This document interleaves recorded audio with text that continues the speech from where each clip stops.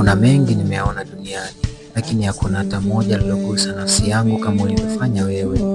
Wewe ni kama shairi lililoandikwa kwa mwanga wa mwezi na upepo wa jioni. Maneno yako ni laini, tabasamu lako ni mstari wa beti, na uwepo wako ni muziki unaoendelea kunifanya nisiseme chochote ila nisikie. Ninapokutazama nakumbuka kwamba dunia si baridi kama nilivyodhani. Macho yako yana joto la moto mdogo unaowashwa katikati ya usiku, kunikumbusha kwamba moyoni mwangu bado kuna nafasi ya kuota tena. Sauti yako ni kama chemchemi ya maji safi, kila neno lako linaniwezesha tumaini jipya. Nakuhitaji kwa namna ambayo siwezi kuficha.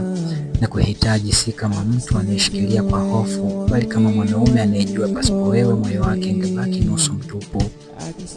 Wewe ni nguzo ya ndoto zangu, mwanga unaonifundisha njia, na kivuli kinachonipumzisha wakati wa jua linaponichoma. Bila wewe hata ushindi wangu usingekuwa na ladha. Bila wewe hata safari yangu ingekuwa kama barabara isiyo na mwisho. Naomba unielewe, sio tu ninakutaka, ninakuhitaji na ninakupenda kupita maelezo.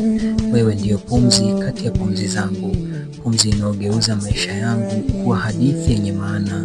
Ukisema ndiyo kwa moyo wangu, nitakutunza si kama maua ya bustani tu, bali kama hewa ninayovuta. Wewe ndiyo shairi ambalo ningesoma maisha yangu yote bila kuchoka, na hata kama kurasa zikiisha, bado ningekusoma moyoni mwangu.